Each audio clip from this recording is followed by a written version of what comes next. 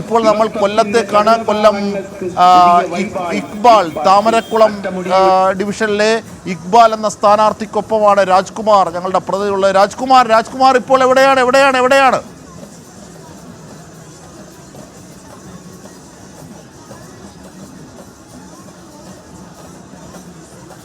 ഇല്ല, കേൾക്കുന്നില്ല. രാജ്കുമാർ കേൾക്കുന്നില്ല.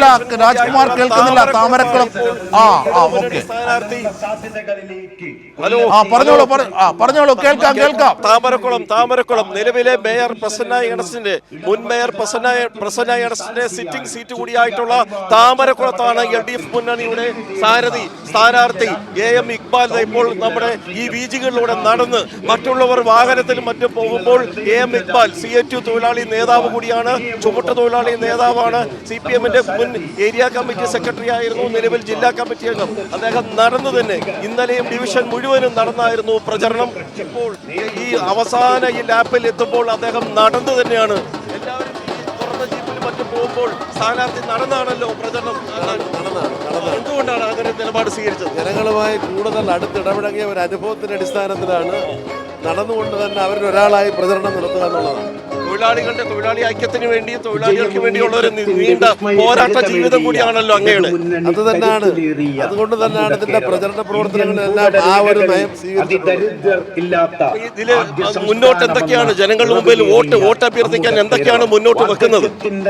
ഇടതുപക്ഷ ജനാധിപത്യ മുന്നണി മുന്നോട്ട് വെച്ചിട്ടുള്ള തെരഞ്ഞെടുപ്പ് വാഗ്ദാനങ്ങൾ മുന്നോട്ട് വെച്ച് അഭ്യർത്ഥിക്കുകയാണ്. അതിനോടൊപ്പം അവരിൽ ഒരാളായി ജനപ്രതിനിധിയായി പൂർണ്ണമായും അവരുടെ പ്രശ്നങ്ങൾ ഏറ്റെടുത്തുകൊണ്ട് നടപ്പിലാക്കുമെന്നുള്ള വാഗ്ദാനം നൽകുക.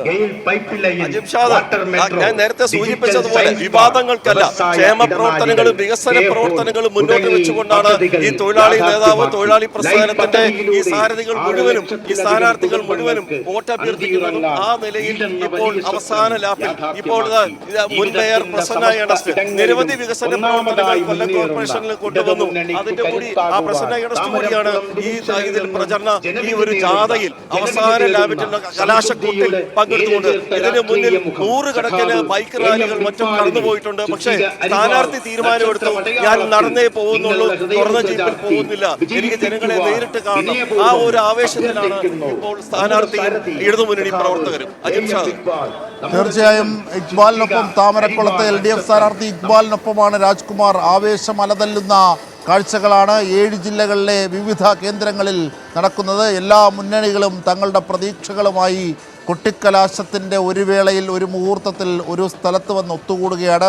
അവരുടെ കൊടികൾ വീശുന്നു, അവരുടെ മുദ്രാവാക്യങ്ങൾ മുഴക്കുന്നു. സമാധാന അന്തരീക്ഷത്തിൽ ആ അർത്ഥത്തിൽ പുരോഗമിക്കുന്ന ജനാധിപത്യത്തിൻ്റെ വലിയ ഉത്സവം തന്നെയാണ് തദ്ദേശ സ്വയംഭരണ സ്ഥാപനങ്ങളിലെ ആദ്യഘട്ട വോട്ടെടുപ്പിൽ അല്ലെങ്കിൽ ഒന്നാം ഘട്ട തെരഞ്ഞെടുപ്പിൽ നാം കാണുന്നത്.